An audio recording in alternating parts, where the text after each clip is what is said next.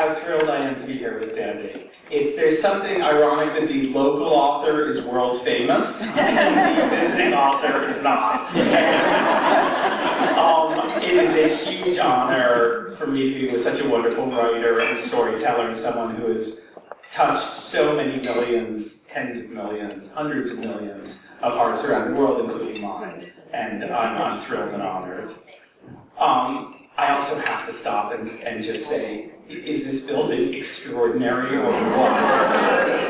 Amazing. And then to hear about how the environmental principles that went into it, and that's something that I think we all can aspire to. And then finally, I just really want to thank all of you for your support of the library. I've been traveling around the country speaking entirely at bookstores and libraries. And I just used to say something when someone would say to me, what is the greatest gift anyone can ever give another person? And I always used to say without thinking, it's a book. And I don't say that anymore because I don't think it's true. I think a book is the second greatest gift you can give anyone.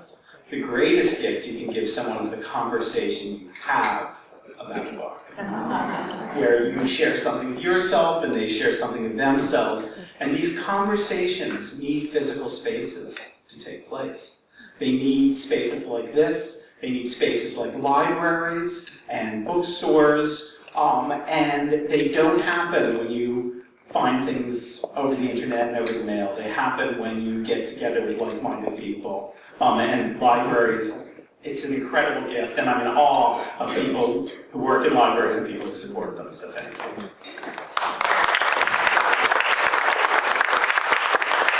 So The End of Your Life Book Club is a book that I wrote about the books I read with my mother when she was dying of pancreatic cancer. To give you a little background, in October 2007, my mother was diagnosed with stage 4B pancreatic cancer, which very often is fatal in 3 to 6 months. But we were incredibly lucky, and we had almost 2 years. And during these 2 years, and Mom was diagnosed at 73 and died at age 75, as you can imagine, our lives became filled with doctor's appointments and tests and visits every 2 weeks to chemo. And my brother, sister, father, and I, we all took turns going with her to the various kinds of appointments. But as it turned out, I usually went with her to chemo. So every 2 weeks, I had anywhere from 1 to 7 hours sitting right across from my mother. And we did what we always did, which was talked, and we talked about books. All my life, my mother and I have been in the habit of saying to each other whenever we talked, what are you reading? So it was very natural that when I sat here with her, I said, what are you reading? And she said, what are you reading? And actually, it was the very first time we were doing this that I said to my mother, you know, Mom, if we keep meeting like this and keep talking about books, it's kind of like a very peculiar little book club. It's a book club. And she said, oh, don't be silly, sweetie. It can't possibly be a book club. And I said, really? Why not? And she said, because there's no food. So I said, all right, this will be the world's only foodless book club. And we were really off to the races. And we read the way normal people did. This was not, oh, let's read the Harvard Classics library. We read The Girl with the Dragon Tattoo. We read P.G. Wodehouse. We read Wallace Stegner. We read Marilyn Robinson. We read books that were on our bedside that we'd always intended to read. We read books when we'd seen good reviews of them. And as with most book clubs, we talked.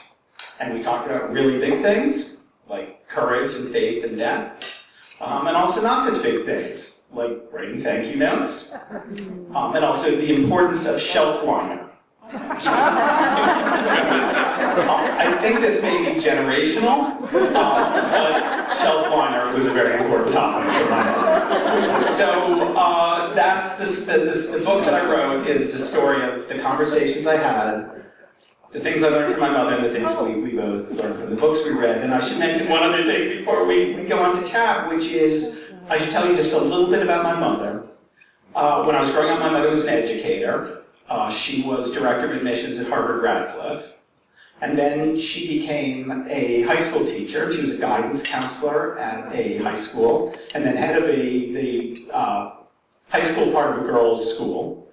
And then when she was in her mid-50s, her life was transformed when a mysterious postcard arrived in the mail and it said, "My name is Sister Mater. I'm a nun on the Thai-Lao border. I need your help."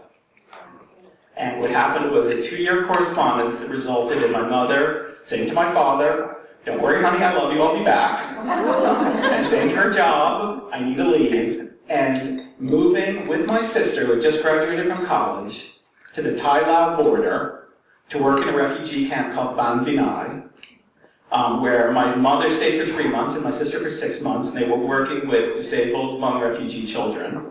And my mother came back and told her job, "I have a new career," and she became the founding director of something called the Women's Refugee Commission, and spent the last 20 years of her life visiting refugees all over the world, in Sierra Leone, in Cote d'Ivoire, in Liberia, in Burma, in East Timor, and 10 times in the tribal regions of Pakistan and Afghanistan. So the book tells the story of the books we read. It tells the story of my mother's life and career and the refugee issues, and it also tells the story of the one last really big thing she wanted to do before she died, which was help build a national library and research center in Kabul, Afghanistan. Now, she had a habit of doing something when she read a book. Why don't you talk about that? Yeah, Mom, this may harp on people, read the end of every book first. Do you remember that? What would you say if someone said to you that they read the ends of your books first? I would say, I know why you do it. You want to make sure if you're going to make an emotional investment in a book that it turns out well. She didn't care so much that it turned out well. She just couldn't wait to find out what happened. And she would be incredibly gratified because I can't do that. I just can't. I can't read the end of the book first. But they've come out with a survey that says people who read the ends of books first enjoy them more. Because they're not racing ahead to find out what happens. They're savoring the characters, the prose. Yeah. Is this your first book? It's my second book. My first book I wrote with a great friend named David Shipley, who at the time was the op-ed page editor of the New York Times. He's a good Pacific Northwest man himself. He's from Portland. And we wrote a book about email called Send. And the subtitle is Why People Email So Badly and How to Do It Better. That's great. Tell us a little bit about your background. So I worked in corporate book publishing for 21 years. I was editor-in-chief of a house called William Morrow and then editor-in-chief of Hyperion Books.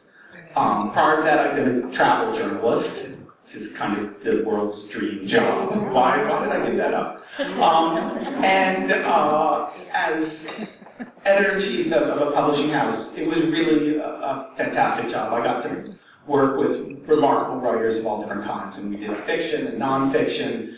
And I think when I look back on those 21 years, there were a lot of highlights, but probably the most significant one was I edited David Halberstam's last 5 books. And one of the things I write about in this book is when David died, when he was killed in a car accident. That started a change in me to do something different. And I wound up quitting my job just around the time Mom was diagnosed to found a cooking website called Cookster.com. So it's a recipe website, if anybody here, any enthusiastic cooks.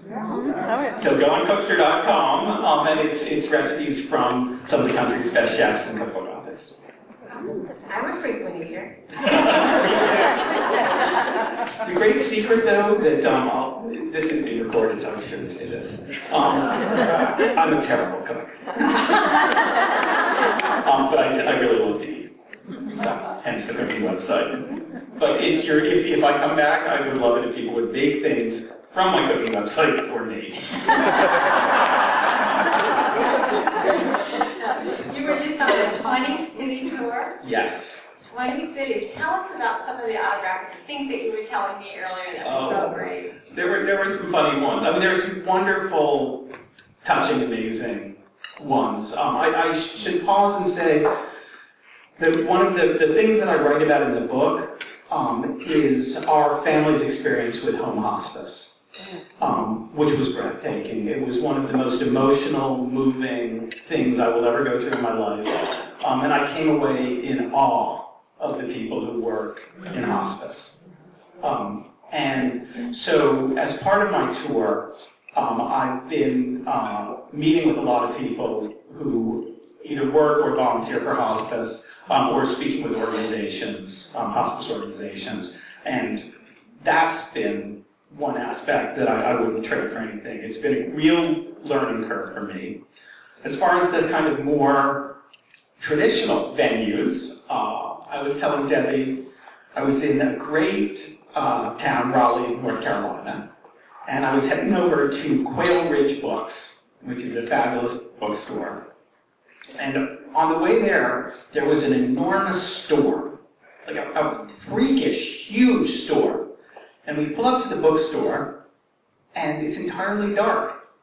And the cab driver said to me, "Do you have the right night?" I was like, "Yeah, I think so." It was entirely dark because they had lost all power. And I walked in the bookstore, and there were 50 people sitting in complete darkness. And because it's a bookstore, you couldn't exactly have candles. So they had one flashlight. And I did that kind of, I'm telling spooky stories at summer camp thing. And talk about the book. And I think that was one memorable signing. Another one I was telling Debbie about was a signing in Chicago, where the fellow driving me said, "Will, you know the only worst thing than no one coming to your book signing?" I said, "What would that be?" And he said, "When one person comes, because then you can't leave." And we pulled into the bookstore, 50 chairs, one person. But she was delightful, and we had a fantastic conversation. And one of the things we're talking about is one of the I think extraordinary things about the world we live in is in the age of social media. Maybe she had 1,000 Facebook friends. Whenever you meet someone today, it's like meeting 1,000 people. But it didn't matter because I was able to meet this extraordinary person and really connect with her and have a special hour. So Bill was right and wrong at the same time. Tell her about the signing that you mentioned to me about where the 2 people came and they doubled the audience. Oh, this was actually a friend's signing, but it's a good story. A friend of mine was talking at a bookstore connected to a mall, and he's so excited. It's a book signing, and he's there, and he's reading. There's 2 people there. It's okay. 2 people, better than none. And then halfway through the signing, 2 other people come in, and they sit down. They lean forward. They look like rapt attention, shopping bags, everything. So great. His audience just doubled. And goes on reading, and then the police come in, and they take the 2 people who just came in, and they throw them to the ground and handcuff them and read them their papers. As it turned out, they were shoplifters. And where will we be safe? A book signing. That was a great story. I did a 20-city tour one time. It was for a book called 20 Wishes, and my husband said if I had titled it 3 Wishes, I'd have been home a long time ago. Well, I also loved your method for getting people to, attempting to get people to come to your early signings. Oh, yes, and my early signings were that I would send the kids out to, and anybody that they could bring to the table and that would buy a book, I'd give them a quarter. Homeless people did not count. Yes, you do what you have to do. Yes, but it is amazing it's such a privilege to meet people and to hear stories. And one of the other things that's been a real joy for me, and I'm going to put you all on the spot later, is I get to ask people, what are you reading? Yes. And I think that's the greatest question. That's the question that brings people together. And I feel like I'm on a little bit of a crusade, which is a crusade to get us to ask that question of each other far more frequently. There was something that was really lovely that happened a couple months ago I was going to go to Nantucket, and there was a local reporter from Nantucket who was in New York, and she came to talk to me. We had a really great chat. And I told her that. I said, I wish people would just say, what are you reading? And not presume, just ask it of everybody all the time. And I said to her, when I'm in New York, which is where I live, far west village, New York, whenever I take a cab, I ask the cab driver, what are you reading? And I said, I've had great suggestions. And she was a little skeptical. And when she left, she got in a cab and driving along, and she said, what are you reading? And she said, he swerved and came to a stop. And he said, no one's ever asked me that. And then he said, I'm a writer. And he told her about his writing, and he told her about what he was reading, gave her some great suggestions. And then he said, and why did you ask that question? And she said, I met with an author whose book is being published by Random House. He said, Random House? I love Random House. And then he named all the editors and publishers there.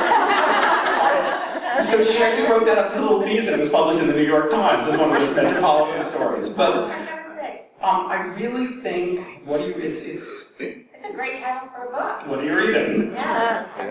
I want to ask you, what are you writing? What am I writing? I just started a new book, and it's called Books for the Living, and it's a different take on how books tell us what we need to do in life. One of the things that was very important for me to get across in this book was one of my mother's philosophies about reading, which was that reading comes with responsibility. And that if you read something and you're moved by it, it's not enough just to be moved by it, you have to do something. And she felt, for example, if you read The Kite Runner, and you said, what a wonderful moving book, or 1,000 Splendid Suns, or The Mountains Echoed, his latest, if you were moved, you have to say to yourself, okay, what am I going to do about Afghanistan? And it didn't have to be something huge. It could be a little check to an organization, or writing a letter to a congressperson, or even just saying, I'm not going to turn the page. The next time I see a long, complicated story, I'm going to try to understand. So that's a theme that I want to continue to engage in, is sort of what is our responsibility when we read, both in terms of the choices we make in our own life and how we behave in the world. So it's really your mother's legacy. It's still my mother's legacy. It's still, and it's books. I really believe what she taught me, that reading is not escape. That reading is how we know what we need to do. When I was a little girl, the first person who ever took me to the library was my mother. And it was one of the old Dale Carnegie libraries in Yakima. And it was, even then I had such a creative imagination. I was about 4.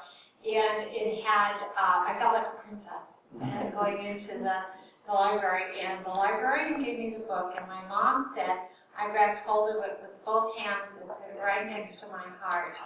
And I never went to sleep without a book. I still don't. But that librarian was Beverly Cleary. Oh, that's so fantastic. That was her very first year as a librarian. That's so amazing. What are you reading now, Debbie? I am reading Kate Morton's The Secret Keeper, and I listen to books because I'm dyslexic, and it's just so much easier for me to listen, and I can multitask. And I'm a very slow and thoughtful reader. I listen to your book, actually, on audio. So, and I'm also listening to my first Daniel Silva book, Portrait of a Spy. Great. Do you ever listen to your own books? I do. I just want to see how they're performed, and yes, I do. And it's funny because it's performance. It is really, the storyteller adds so much to the reading. I'm not such an audiobook person, mostly because I want to control the pace. Well, you can actually. I suppose I could. I think I get distracted and my mind wanders a little bit. But I also really like to know, and it's one of the reasons I need to read physical books and not e-books, is I kind of need to know how much there is before the next chapter. Yeah, I love that too. About a physical book. It's important. You just can't flip ahead. I actually, when I do read a physical book, I will put my finger at the end of the chapter. Yes, I do exactly the same thing. Yeah. I put the finger. It also is that sort of fun game, and your books do this so brilliantly, which is you say, okay, I'm just going to read a little more, and now I'll read a little more, I'll start the next chapter. I was telling you about a letter I got from a reader who said, you're my favorite author, you put me to sleep every night.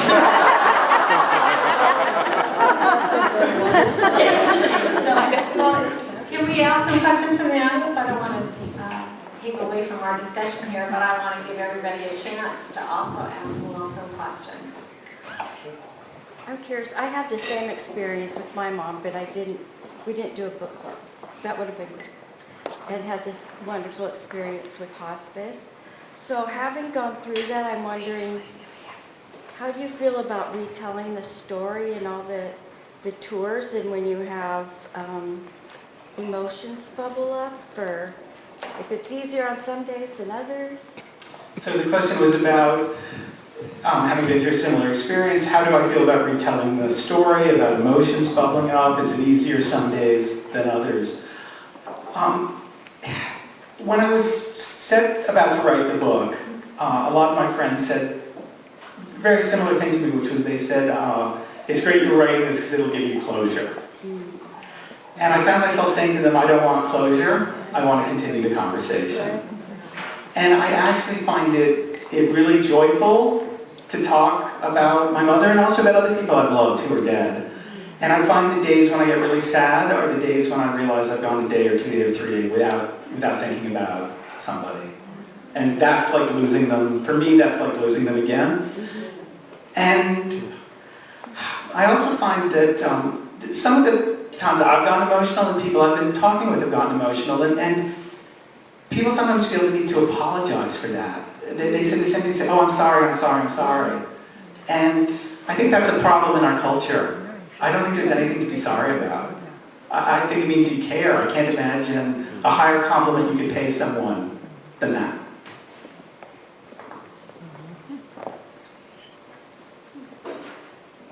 So when you were reading, were you the only reader, or was your mother able to read at the same as well? So the question is, when we were reading, was I the only reader, or was Mom able to read as well? Actually, it was a genuine book club in as much as we both read and we swapped books. But Mom, from the day of her diagnosis, was able to read up until about 48 hours before she died. Always to herself, and she read stuff. There were books she read that I couldn't read. She read Joseph and His Brothers by Thomas Mann, which is 1,600 pages. Now, I should add, she read that very shortly after the doctors had given her Ritalin to help with her energy. So when she suggested I read it, I said, not unless you give me the Ritalin. But the only times I read to her was when I found out she was really dying in her last days. I had been supposed to be out at goddaughter's bat mitzvah, and I was going to read her a beautiful poem by Mary Oliver called Where Does the Temple Begin, Where Does It End? And by the time I got home to Mom, she was almost too sick to read, and I read her that poem. And that was the only thing I read to her. But I actually found, she had a book that she loved called Daily Strength for Daily Needs. My mother's very devout Presbyterian. I'm kind of a nothing. And she read from this every day. And I found out actually, I'm pretty sure the last thing she read was about 48 hours before she died. It was from Daily Strength, from Daily Need. And it was, each page of that book had a Bible quote and another quote. And the Bible quote was, Thy kingdom come. And the other quote, which I think is literally the last thing she ever read, was a John Ruskin quote that said something along the lines of, it's not enough to believe in heaven. If you believe in it, you have to work for it. Who chose the books to read that you read? We would sort of go back and forth. I did notice that what I thought was arbitrary was actually my mother continuously putting in books that had to do with faith. The fact that I read Gilead by Marilyn Robinson was no accident.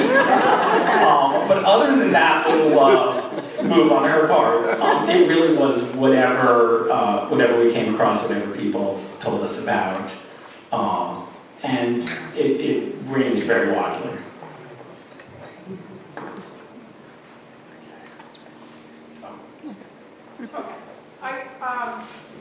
I wanted to say that I have read your book. I was between books and my neighbor said, someone loaned me this book, you want to read it? Oh, sure. I didn't know anything about it. And then people would say, what are you reading? And I just couldn't stop talking about it. And it's a sweet book, and I think your mother was a really strong person in many ways. And is it okay if I talk about some details? Sure. Yeah. You will just channel my mother who read the end of the books first. Two things stand out that I tell people about frequently when they ask me about the book. One of them is writing the thank you notes before you actually got the package opened. Yes. Your mother instilled in you the need to get that thank you note in the mail. That was one. Another one is that your mother would arrange for all her children who was to show up when, and you're going to have this family dinner. And the highlight for me was when your mom knew she was dying at the very end. And someone had to take her shopping because she wanted to choose your sister's dress to wear to her funeral. And to me, that's She wanted my sister to have a nice dress for her funeral. Yeah, she was very, she had a plan for everyone, and you really weren't supposed to deviate from it. She even told us that when people wrote us condolence notes, we were to answer them in blue ink, not black ink, because black ink was depressing. And she chose the note, what it would say on the card that we would send in return for her. Now, did your family members know you had this book club? They sort of knew and sort of didn't. We after that first initial thing about the book club, we jokingly referred to it as a book club, but it really was, for the most part, Mom and I deciding to read books together and talk about them. Thank you for this book. Oh, thank you so much. Thank you. Great. I'm curious if your nieces and nephews are passionate readers. So the question is, are my nieces and nephews passionate readers? I have one niece and 4 nephews, and so far they're all incredibly passionate readers. Because your mother shared a lot of books with them. She shared a lot of books, and I try to do the same. I try to always give them books. Yeah, one of the things Mom said, Mom had at one point, she just said, no more plastic toys. They're all getting books. But they're wonderful readers. And I'm giving them I'm reflecting on them all my favorite things, April Morning by Howard Fast, and Johnny Tremaine by Esther Forbes, and so far they've been very game. And have you given them the letters yet that your mother wrote for them? They're at different ages, the letters, so some of them have got their letters and some haven't. So it's just so that one of the wonderful things that the hospice nurse who was helping us told my mother is do things while you feel well enough. Don't wait. And if you want to write letters to your grandchildren for them to open at a certain point, do it right now.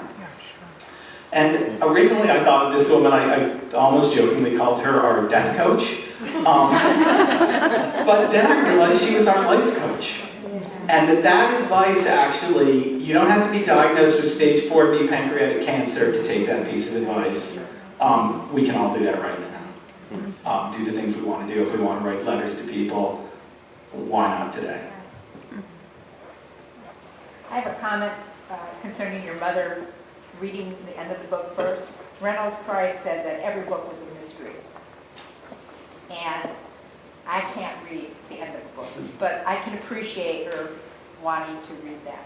And the second comment is, in my career, I've worked with a lot of death and dying, and I think not wanting to label your book, I think it's probably one of the best self-help kind of books to help people guide them through this whole journey with their loved ones. And I want to thank you for that. Oh, thank you. Thank you very much.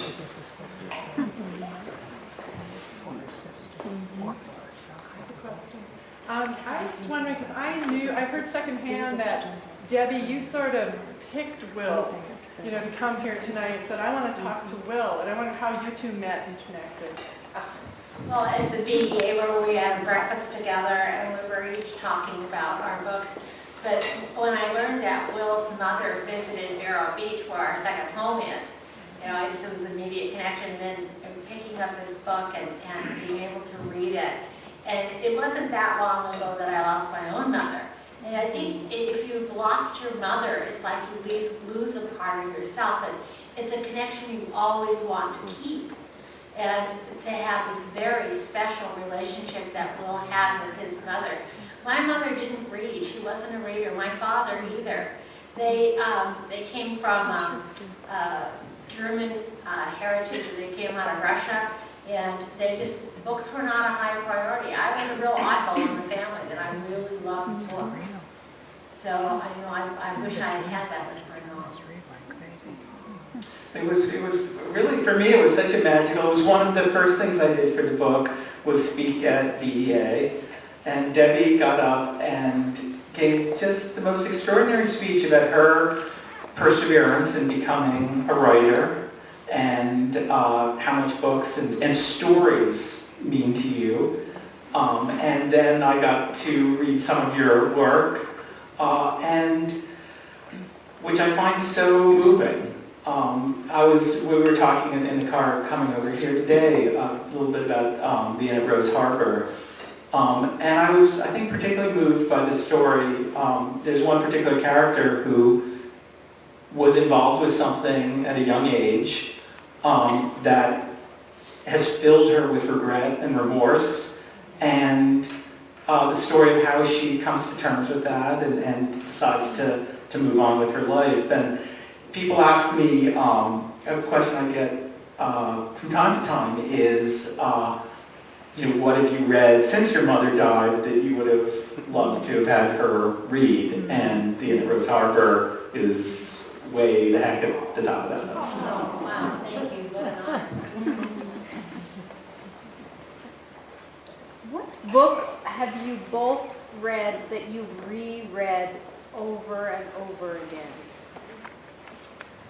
For me, it was a book written a long time ago by author Kathleen Willowitz. Oh. And she had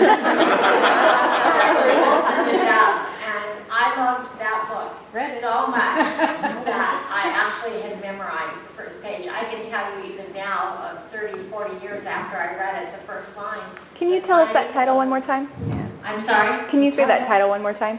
Kathleen Willowitz, and it's The Wolf and the Dove.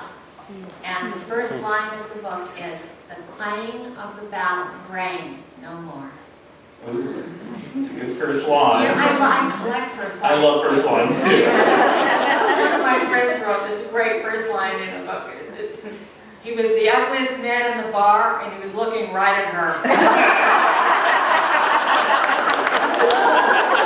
Great first line. Man, I've had that experience. That's wonderful. One I love is Ken Follett, Pillars of the Earth, which is the small boys came early for the hanging. How can you not go on reading? Books that I've read again. Well, I write in the book about two of them, but then I might need one more. I was that kind of super ultra annoying child who read The Hobbit again and again and again, and then wrote my name in runes. And I wanted my parents to let me get a clay pipe, but they said no. So that was one. I was crazy for Paul Revere and the World I Lived In by Esther Forbes. After I read Johnny Tremaine, I read that. And each time I would finish it, I would mark the time, like a prisoner doing years on the stretching cell. And I read that 11 times. And I used to make my siblings quiz me about Paul Revere, or ask me anything about Paul Revere, anything, which they wouldn't do, but my mother very gamely with it, like, all right, how many children do you have? And what was his connection to the Revere Copper Company? So I think as far as books, what about you? Do you have one? Pride and Prejudice. Pride and Prejudice. That's a good one. One of the things that I've done for the last few years that I really enjoy is after I read a book, I will make notes. I have a little journal about notes about this book and what I enjoyed about it. And I will sometimes even just go back because you forget so much. And especially with audiobooks, because it's a different kind of form of listening to books. So if you go back, and it's so much fun to remember, because you just sink yourself right back into that story again. Yeah. And it is, and where do you keep the notes in a notebook? What do you do with them? It's like a little journal. A little journal, a little Yes. reading journal. Yes. So, and I'm big on writing journals. Journals. Yeah. I take notes, but on scraps of paper, and then I throw it in the shopping bag. Which is not conducive to remembering when you wrote something, but it has its own sort of serendipity. And I believe very strongly in serendipity in books. And it's one of the reasons I love physical books, is I think that you literally stumble across them when you need them. And in a way that you don't with electronic books. I read about 30% of what I read as an ebook, so I'm totally not against ebook. I read a lot of ebooks. But I love my physical books because they confront me. Actually, my first book sale was when I was in the 8th grade and my brother made copies of my diary. I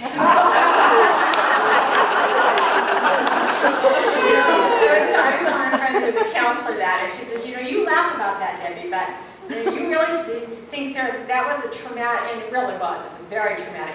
But actually, all I can think about is how well it sold. I wonder what this would be worth today. Keep an eye out for that. Are there any more questions right now? Okay, let's just take one more, and then we'll go into the next phase of the evening.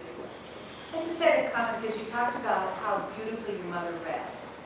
That she just had one of those clear voices that was a joy to listen to. But when she would pass you the book, she wouldn't read it. She'd put her finger on it. Did you ever think about why that was? That's interesting. So the question is, I mentioned that when we were little, Mom would read to us, and she had wanted to be an actress when she was young and had a beautiful reading voice.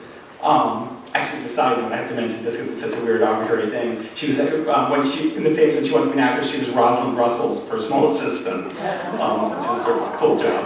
Yeah. I think that the sort of reading to us was a very different impulse than showing me things. That later in life, she wanted me to read what she had just read. And that was very different from the way that she would read to us when we were small. But I'm really glad you mentioned the reading to us, because when I look back on my love of books, my 21 years in book publishing, my desire to write, it all, I think, comes back to my mother reading books to us when we were little. I think it all comes from that. That time was really incredibly special. Did you read to your children, Debbie? Adele, did I read to you? Yeah. I actually have several books in the house that are very special to me because I have memories of my mom reading them. And as we're packing up books, we're getting overcrowded. It's like, I'll never let those ones go. They're very special because of